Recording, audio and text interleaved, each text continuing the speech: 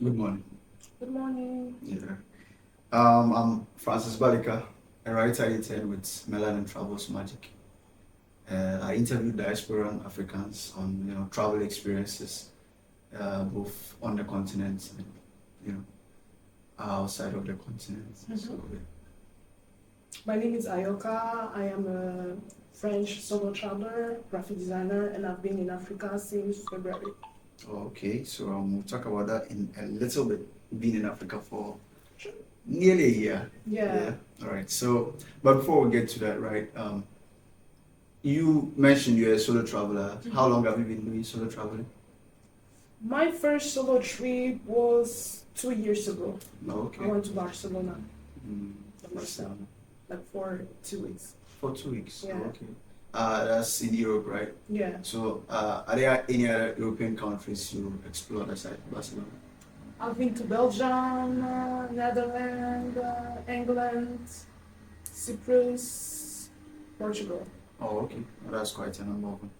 All right. So, before we come to Africa, right? So, being a solo traveler, right? One thing that concerns people on the idea of solo traveling is safety, right? Mhm. So, how do you handle that? I think that there is, of course, like basic security rules that you should respect. Mhm. For example, don't go out late. Depend on which city, because for example, in Accra, I'm out late cooking by myself, but I won't do that in Lagos, for example. Oh, okay. So I think that you should learn about the country rules and the vibe in general to respect that. But most of the time, you meet people, so you're not really alone all of the time. So Oh, okay. All right. That's cool. So right now let's try and explore Africa in a bit. So what motivated you to leave the lands of Europe to explore Africa? I think to know more about my people, to Okay. reconnect with my roots. I'm not Nigerian, I'm not from West Africa, I'm actually from Haiti, an island, a Caribbean island, but I still wanted to visit that part of Africa to be around black people like me, to see, to discover the culture, the food, language, everything. Oh, okay. So to discover, right, and to reconnect with your I'm people. really So curious. yeah. So how have you how to what extent have you satisfied that curiosity? Would you say maybe you've reconnected enough? No, Hmm. it was just the surface. Really? I need to come again, I think. Okay. And to go down, like to know, to discover better things. But yeah, it was a first. It was a good first approach, but I Okay. need to go further. I think. All right. Okay. So you've been in West Africa since February, right?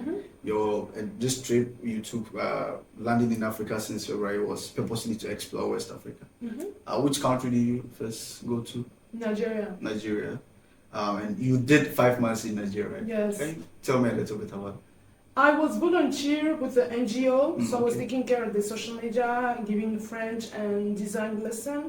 Mm. And yeah, it was really a good experience. It wasn't easy at the beginning because I faced a lot of issue. They were doing like election, Alright. they were changing the money, so Mm. it was a lot of problems at first. Really, the acclimatization was pretty difficult at the beginning. But I just get used to it, meet people, get my habit, know my places, Yeah. and yeah, get along with the country. And did you have like that kind of connection you were somehow hoping to see in Nigeria? Did you Kind have of, that? honestly, yeah, because I really prefer Lagos and Nigeria over all of the other countries that I've been to. Oh, okay. So yeah, I definitely know that I need to go back to Lagos. Oh, okay, all right. So 5 months in Lagos. I want to believe that's the longest you did Yeah, in any of the countries, right? Maybe that's why I connect the most Yeah. with the country. I don't know, but I really enjoy the vibe here. In the last conversation we had, you said it felt like home. Yeah, so I was like- really comfortable having Mm. my habit, my people, my places, my food, my shop. Yeah, I was Yeah. really comfortable at a certain Okay. moment. All right. So after Nigeria, where did you go to? I went to Benin Benin. for 1 month. For 1 month. Yeah, and I really didn't like Cotonou. Like the vibe was really, really different. Mm. I just think that in general, I don't like francophone, French, Oh, okay. African countries All right. because it's really a different mindset. I think. Oh, okay. Yeah. Can you tell me a little bit about that? I think that in Cotonou, people are really they are not open mind. Oh, okay. Everybody's saying, oh, Benin, people are super, they make you feel like, oh, I'm really welcoming and everything, but I really didn't feel that vibe. Like, people were giving me bad looks. People, they don't really make me feel good, so I didn't really like Cotonou. And just the mindset, the vibe, just feeling that it's different. Alright. So after Cotonou, where did you go? I went to Togo. I was volunteering in a farm in the north, close to Palime. Okay. And yeah, it was really a good experience. For a month too, I believe. Yeah, I stayed like 2 weeks. Then I went 1 week in Lome to discover and to renew my visa. Then I go back to the farm for 1 week. Alright. Yeah, right. You volunteered with an NGO and you're handling social media. No. I was doing farm work. Farm work. Yes. Okay. Alright. So how was it?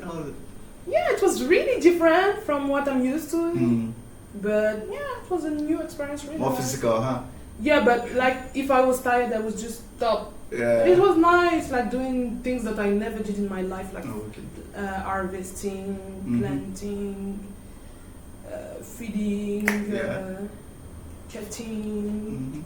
Yeah, it was really nice. Oh, that's beautiful. So that reminds me of something that I wanted to ask in the beginning, right? So typically when you are exploring any country, right, what do you add to your itinerary? Like, what do you want to do when you go to the country? Most of the time it's like the touristic places, like cultural, like museum. I love art, so I always go to art gallery, exhibitions. I try some of the best restaurants, for example. I go clubbing. I go to the beach. Okay. Yeah, I've been to the beach of all of this country. And yeah, most of the time that I'm trying to socialize, so sometimes I go to like karaoke nights, games night. Yeah. That's the place where you can meet people. Oh yeah, so sure. So after Togo, I believe you just came to his neighbor, right, Ghana. Exactly. Right. How did you come to Ghana? Bus or flight? Car. Oh. It was a long trip. Really? How many hours did you take? More than 10 hours.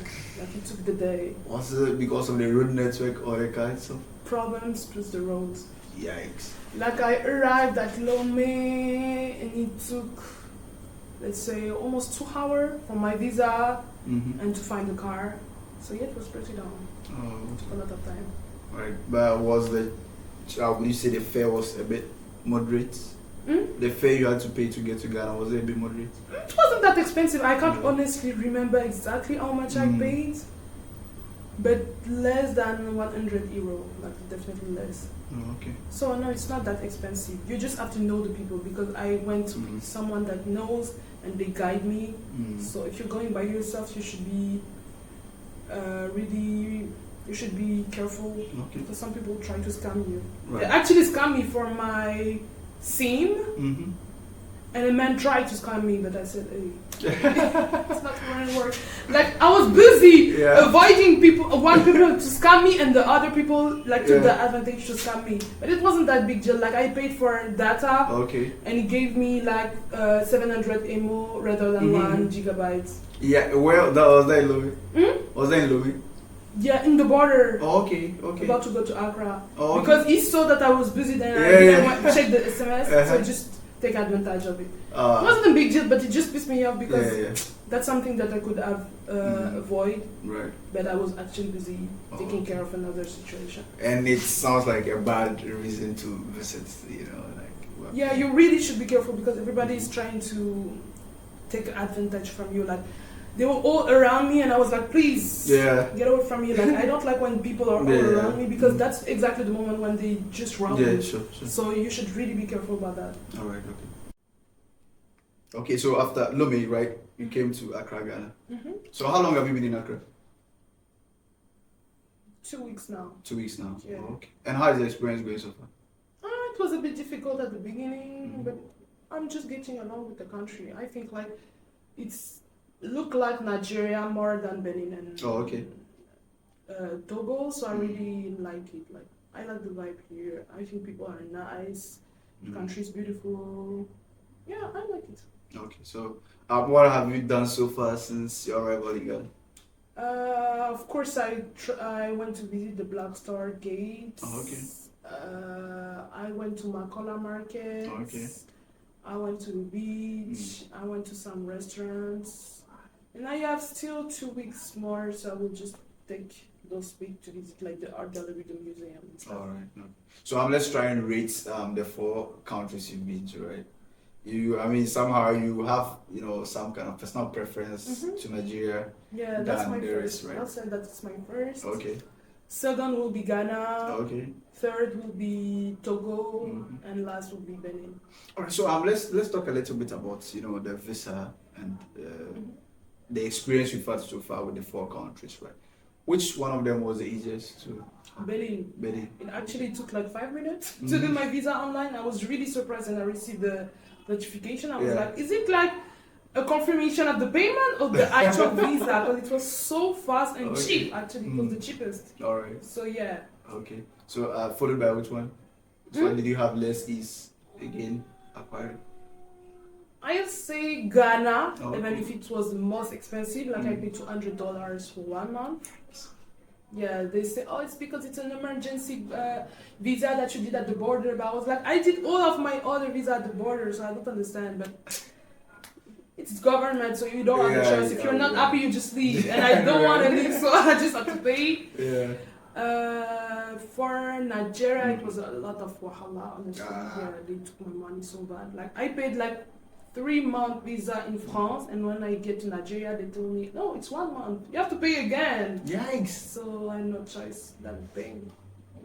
And for Togo, it wasn't that bad. Just that when I came to the border, they said, "Oh, you can't take 1 month visa. You have to take 2 weeks. Then you have to go back." I was like, "Why? I'm just here." He said, "That's the rules. I don't know. Blah blah blah." So that's why I had to go back to Lomé to renew my visa, which is really annoying because I was already at the office. So it really doesn't really make sense. But yeah, the easiest was Benin, and the more noise in my head, Nigeria. All right. Okay. So let's delve a little bit into your other travels, right? You explored Tanzania with your sisters. Which year was that? Which year was that? Which year? Yeah. Which year did you? Last year. October. Right. Almost 1 year now. Oh, okay. Yeah. How was the experience in Tanzania? Oh, Tanzania is really, really a beautiful country. Like we almost stay only in Zanzibar. Okay. We went for safari in Arusha on the mainland, like Tanzania. And yeah, honestly, Zanzibar, Tanzania, it's really beautiful. All right. So while flipping through your Instagram, right, something that really caught my eye was your cooking lessons, yeah? Yeah. How you had garlic in your eye. Yeah. It was funny, but really a good memory about that because like the food was really nice. It was a good memory, like just a lot of love at the same time. All right, okay. So talk about East Africa, right? Do you have like the desire to visit any other East African country? Yeah, sure. I would love to see Kenya. Yeah, Kenya. I would love to see. So I guess probably the next time you're visiting Africa, that should be part of your. Maybe. All right. So let's talk a little bit about your experience with travel in Africa, right? Generally, how would you? Okay, so let's say we are rating it from 0 to 10. Where would you put it? I'll say 8. Yeah. Yeah. Because you really have to be stubborn. Okay. You really have to be persistent. Is it persistent? Yeah, persistent again. Persistent. Because you will face a lot of issue, and if you give up at the first one, you're just going back home like in 2 days. So you're really. Yeah, I was actually in France. And it was a problem to do my visa in France. Like I took an appointment, and when I get to the place, it was closed, and I had to take another appointment. Yeah, you really have to be. If you give up easily, you will give up. Like in Nigeria, when I came, I stayed, like, let's say, almost 1 month with that money. Like I lent my money on my bank account, but all the bank was at issue because of the money cash and situation. So it was really hard. Like if you give up easily, you won't be able. Because sometimes even if you have the money, you can't do anything. Like I had this example in Nigeria, so it's just about. Patience. Patient, Oh, okay. All right. Because there isn't one country where I didn't face a problem. Like in Accra, it was my flat. I changed my flat like 3 times. In Togo, it was the visa, like that I should do again. In Benin, it was the general vibe that I didn't like, and in Nigeria, a lot like visa, money. So yeah. Okay. All right. So away from that, right? So let's somehow go back to the beginning. When did you get the desire to really travel? Like, how did traveling generally start for you? I think. Yeah, when I was a teen, I already did some travel with my family. We went to Spain together. We went to Crete, that's an island, like a Greek island. We went to England. So I already quite traveled with my family. So I already discovered that. Yeah. But since I do like pretty long studies, like 5 years studies, like a master's degree, or like I can't work right away after that. Yeah. Like, I need a break. I need to breathe. I need to leave. Yeah. Because I don't feel like working 9-5 is a real life. Like, so yeah. Take just a break. I'll work again and another break, because honestly, this life is not meant for me. Can't come and kill yourself, yeah? Yeah, I can't. I really can't. All right, okay. So I guess probably when you are done with here, you are going back to working here. Yeah. All right, okay. I need to work in France because my pockets are actually empty. Yeah. So, When we feel like come back. I need to work. Yeah, all right, okay. So the food experience, right? I know the other time you mentioned that you've not really done so much of eating outside, but like generally, how would you rate the food of Africa so far? It's really complicated because I don't eat spicy food. Okay. And in West Africa, they like literally drink spice, like pepe. So it was really difficult for me. Like, I remember in Nigeria, I was like, oh, I want something sweet, because in West Africa, in Africa in general, they don't really eat sweet things. And in France, I'm really used to like my boulangerie, my little toast, chocolat, croissant. So I was like, oh, I crave something sweet. And the driver of the person I was working with said, oh, I know a really good place where they sell puff puffs. Puff puffs is supposed to be like a beignet, like a pastry. So I was like, oh, okay, make a try. I get, and they actually put pepe in the puff puff. I was like, why? Why would you do that? Why? I was so shocked. I was so disappointed. Yikes! So yeah, I think that you can enjoy the food, but it's like a lot of pepe, a lot of stew and swallow things. I don't really like it. They don't really eat a lot of vegetables, salad, this kind of stuff. So yeah, actually. We don't have too many vegetarians around here. I said we don't do too many vegetarians around here. Yeah, so I can try. I actually try in each country I've been to, but I preferably like cook or go to the restaurant, because honestly, local food I can't really make it. But there's like basic things that even Caribbean people eat, like yam, eggs, for example, plantain, this kind of stuff. Every black people actually know that. But the swallow, the fufu, I can try, but it's not gonna be my daily meal, honestly. Oh, okay, alright, okay. I really wish you try fufu before you leave, though. Yeah, I can try. I tried like pounded yam in Benin. It was really nice, really nice. Okay. What else did I try that I really liked? In Benin, it's not really West African, but acheke. Yeah. Acheke and tilapia, the fish and it's kind of a gari, I think. Okay. Really nice. I already know that dish. Oh, okay. It's really nice. All right. Okay. So that's cool. All right. So let's talk a little bit about say misconceptions, right? Before coming to Africa, right? Were there any somehow popular views that somehow made you want to withdraw? Actually, my family was scared, like, oh, it's not safe. They're gonna marry you. They're gonna kill you. Marry you? Yeah. Oh, okay. My parents, really? They're gonna marry you? Who would we go to for the concert of you then?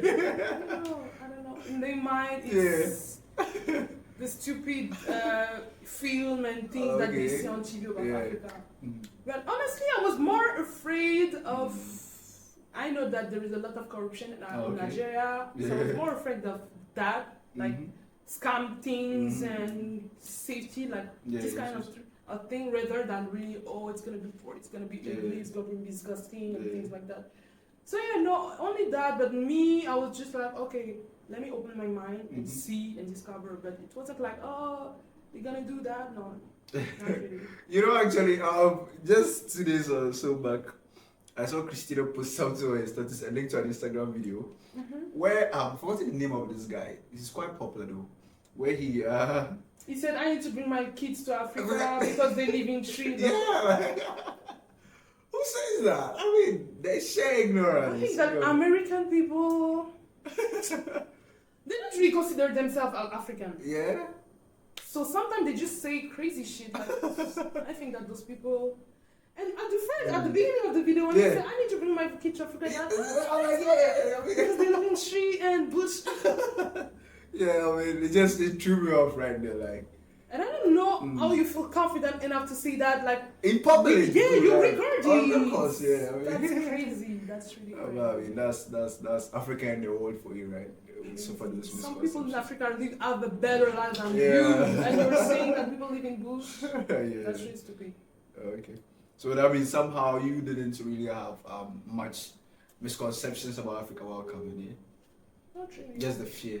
Yeah, just a bit fear. Oh, the food, all the people. Like, it wasn't like that big. I think that if you are really scared, you're not gonna stay 1 year. You're just gonna say like, okay, let me stay 1 month to see. So no, I was pretty confident about that. All right. So but since you've landed and explored, the fear of your security that you had, would you say sometimes I'm even too comfortable and something remind me, girl, you're not in that country, so slow down. But no, honestly, I just how can I say that?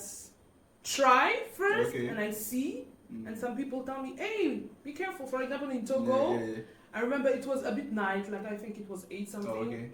And I was just walking around the beach side, but no light. And a man told me, hey girl, it's really dangerous, you shouldn't do that. And I was like, oh really? I didn't know. Like you couldn't know before you really try or meet people that tell you. So yeah, after that I never did that again. But if people warn me, I know, but most of the time it's not that dangerous. Like some bad things happen, but it's not that dangerous like daily life. Like, But I mean, well, it's everywhere, right? Even yeah. So, okay. We need to check that again. Oh, God! Who is she? Bagus! Evident! Encore! Okay, so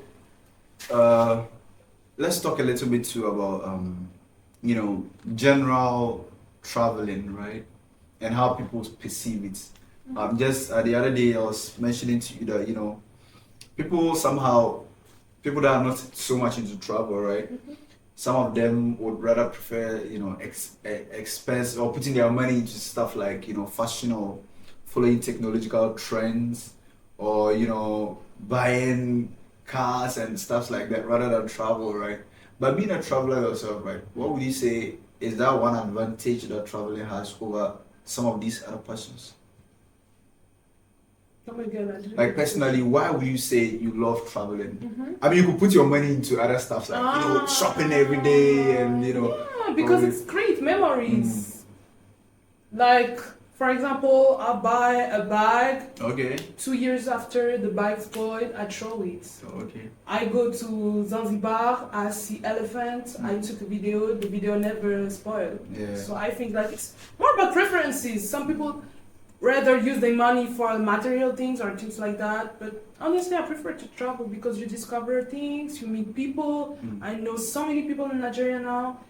You see places you've never been before, you try new food, you learn new language. So it's all about new things because I'm really curious. I really love to learn, to see different things. So yeah, it's all about that. All right.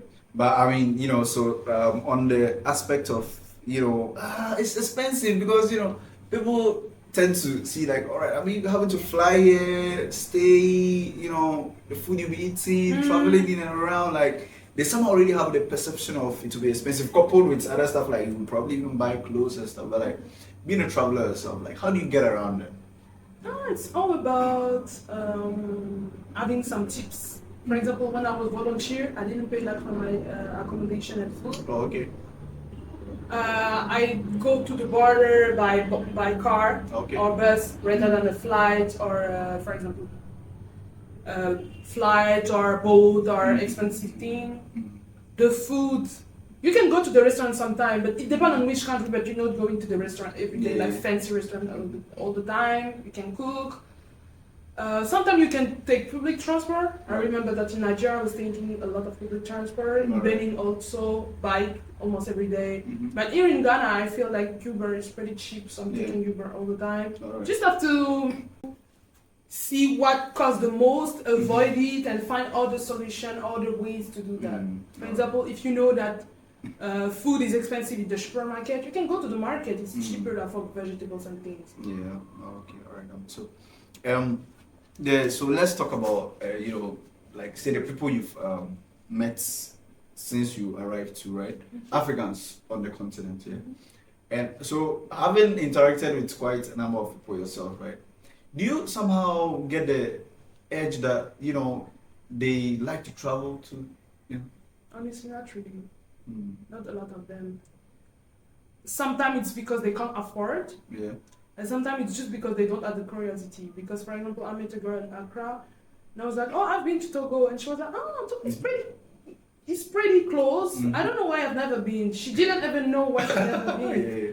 And for example, I met some people in Nigeria, and they were traveling around. So I just think it's about money and the curiosity. Because sometimes it's really close, it's not that expensive, but it's just that you're busy with your life and you just don't think about that. It's not like something that you like. Oh, okay, all right.